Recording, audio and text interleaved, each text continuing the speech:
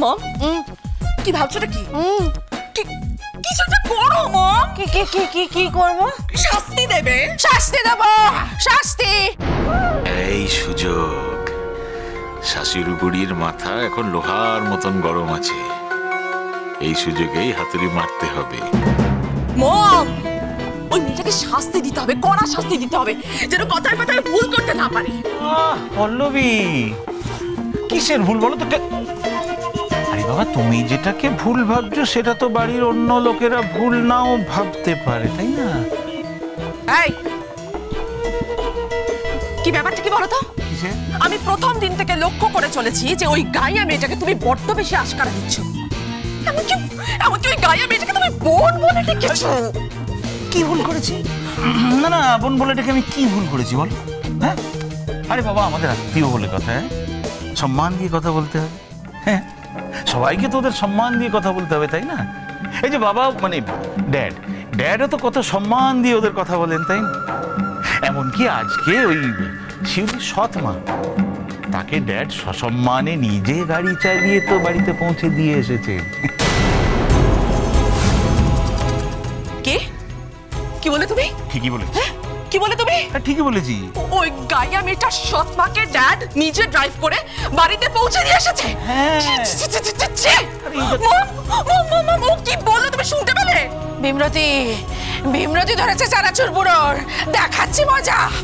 মম, আমার মনে হচ্ছে কি জানো তো, ওই গাইয়া শিউলি ন্যাকা বকরে ড্যাডকে ওর সৎ মাকে বাড়িতে পৌঁছে দিয়ে আসতে বাধ্য করেছে।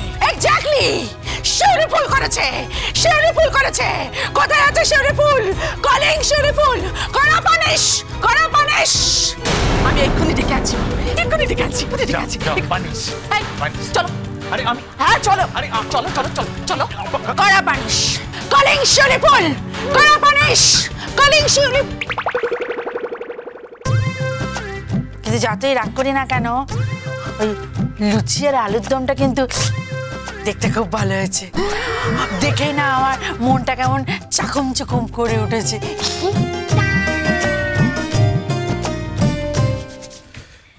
মা, আবুলদা, তুমি কি সুন্দর করে লুচি আলুর দমটা গুছিয়ে রেখেছো গো। বোন খাবে, গুছিয়ে না রেখে পারি বলো? হ্যাঁ, তুমি একেবারে সত্যিকারের দাদার মতো গো। আবুল, আবুল শোন না, বলছি সবুজ চা হয়ে গেছে আর পিৎজাও এসে গেছে। পিৎজা এসে গেছে? হ্যাঁ, তবে বলছি কি, চল এক্ষুনি ওগুলো নিয়ে গিন্নিমার ঘরে যেতে হবে। চলো চলো চলো। না না না, ম্যাডামের ঘরে যেতে হবে। বৌমা, আমরা আসছি। হ্যাঁ, আসছি বুধিমণি। সত্যি বাবা, এই সেন বাড়িতে সবাই একেবারে তটস্থ হয়ে থাকে শান্তি কাকিমার ভয়। তবে আজ আমি এই দোতলার রান্নাঘরে লুকিয়ে থাকবো, লুকিয়ে লুকিয়ে অপেক্ষা করব, দেখবো শান্তি কাকিমা লুচি আলুর দম খেতে আসে কিনা। আচ্ছা আচ্ছা, আমি যদি 1 পিস লুচি আর 1 পিস আলু খেয়ে নিই, তাহলে কি আমি খুব ফ্যাট হয়ে যাব? না না, কিছু হবে না। দেখে আসি ওপরে রান্নাঘরে সত্যি সত্যি ওগুলো রাখা আছে কিনা। Round round.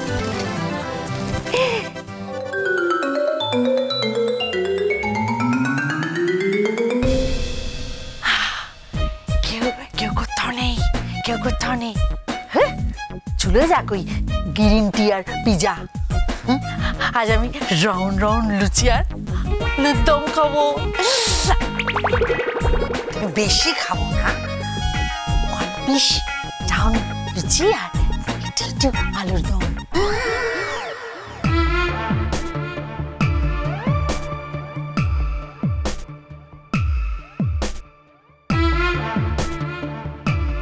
না, অনেকক্ষণ তো হলো, সত্যি শান্তি কাকিমা আসার আর কোনো চান্স নেই।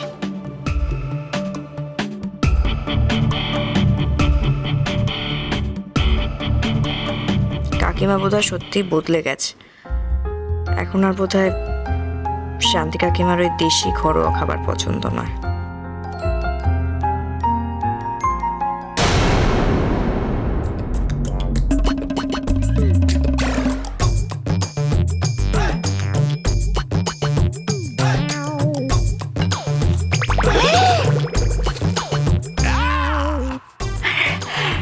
রাউন্ড রাউন্ড লুচি, কত কতদিন বাদে দেখলাম। মা কি সুন্দর গন্ধ বেরোচ্ছে। মাগো মাগো মাগো, এই তো কষা কষা আলুর দম। আমি কতদিন এই খাবার খাইনি। আজ তো আমি খাবোই খাবো।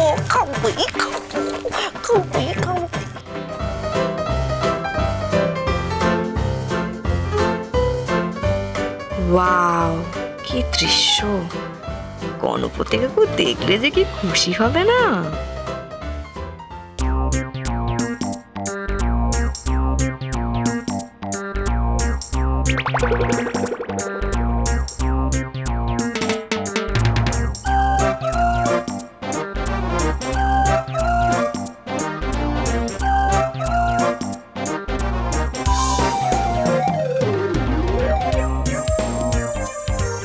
তার মানে শান্তি কাকিমা, তুমি এখনো বাঙালি দেশি খাবারই পছন্দ করো।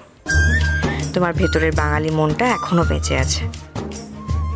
তোমাকে আমি আবার আমার সেই আগের শান্তি কাকিমার রূপে ফেরাবো। দাদা, হ্যাঁ দাদা এই ফাইলটা একবার চেক করে নাও তো। কিসের ফাইল? আরে দীপাবলিতে আমাদের নতুন যে চানাচুরটা বাজারে আসছে, হ্যাঁ তার ফাইল। সেটা আমি দেখছি, পরে দেখছি, তুই আগে বস। আচ্ছা, হ্যাঁ বলো। এই দেখ, এই লন্ডনে আমাদের যে কাউন্টারগুলো হবে, কোথায় কোথায় হবে সে ব্যাপারে সব কাগজপত্র রেডি হয়ে গেছে। হ্যাঁ, আমাকে আরেকটু ডিসাইড করার জন্য সামনের মাসে মনে হচ্ছে আমাকে লন্ডন যেতেই হবে। তুমি নিশ্চিন্তে যাও দাদা, এদিকটা আমি সামনে নেব। আমি জানি তোর উপর আমার ভরসা আছে, কিন্তু ওদের ভবিষ্যতে কি হবে বলতো ভাই? কারণ তোর আমার বয়স হয়ে যাচ্ছে, এত বড় ব্যবসা কি করে সামলাবো? বুড়োই যখন হয়েছো তখন দলে একটু লোক সংখ্যা বাড়িয়ে নাও।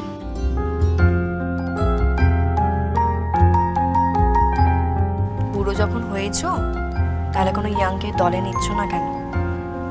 ইয়াং বলতে তো আছে একমাত্র জামাই, সেই তো ভরসা।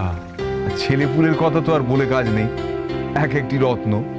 বড় ছেলেটি তো নিজের নেশায় মশগুল হয়ে থাকে, মেজো ছেলেটি ভালো, তবে বড় বেশি ভালো, সহজ সরল। এত বড় ব্যবসা ওর পক্ষে দেখা মুশকিল। আর তোমার ছোট ছেলে? যাও না, তোমার ছোট ছেলেকে অফিসে নিয়ে যাও আজকে। নীল? সে আমার ছেলে কোথায়? সে তো বাবু, সারাক্ষণ বাবু আনা করে বেড়াচ্ছে, তার অন্য কোথাও খেয়াল নেই। নীলকে অফিসে নিয়ে যাওয়া বড় কঠিন কাজ মা। আর আমি যদি এই কঠিন কাজটাকে স্মরণ করে দিই তাহলে? মানে আমি যদি নীলকে আজকে তোমাদের সঙ্গে অফিসে যেতে বাধ্য করি তাহলে? পারবি তুই? পারবো। তুমি আগে ওকে ডেকেই দেখো না, তারপর দেখো আমি কি করি। আপাতত আমি নেই এখানে। দাদা, আরে নরো, এটা কি বলে গেল বলতো? আমি বলি কি দাদা, তুমি নীলকে একবার ডাকো। ডাকবো? ডাকো। আমি ডাকবো? ডাকো। ডাকি? জয় লক্ষ্মী গণেশের জয়। এই নীল, নীল। দাদা কি মিনমিন করে ডাকছো? জোরে জোরে ডাকো, তুমি পুরুষ সিংহ। ঠিক বলেছিস, একদম। মিনমিন করে ডাকছি কেন? নীল নীল, হ্যাঁ হ্যাঁ, আমি তো পুরুষ সিংহ। একদম তাই। হ্যাঁ, বাড়ির কর্তা। এই নীল, নীল, এই নীল। কি হয়ে যায়, চিৎকার করছো কেন? পথ হারা প্রাণীকে সম্বিত ফেরাতে গেলে তাকে চিৎকার করে ডাকতে হয়। কি বললে? আমি প্রাণী ন বুঝি? হ্যাঁ ঠিকই, তোমার যে ভাবগতি তাতে তোমার জড় পদার্থের দলই ফেলা উচিত। ড্যাড দেখো, সকাল সকাল এত কথা শুনতে ভালো লাগছে না, যেটা বলা ক্লিয়ারলি বলে, নাহলে আমি চললাম। ক্লিয়ারলি তোমায় বলতে চাই নীল, আজ থেকে তুমি আমার সঙ্গে অফিস এবং কারখানায় যাবে। নীল সেন ফ্যাক্টরিতে যাবে? ও বাবা, কাজে যাবে না তো কি করবে? সারাদিন শুধু বাবু আনা। হ্যাঁ কেন? নীল সেন কি এমন কাজ করে উদ্ধার করে দিচ্ছে যে সে ফ্যাক্টরি যেতে পারবে না? আমি যখন বলেছি তোমাকে আজকে অফিস আর ফ্যাক্টরি যেতে হবে, তখন যেতে হবে। ড্যাড, তুমি আমাকে জোর করবে? হ্যাঁ জোর করবো।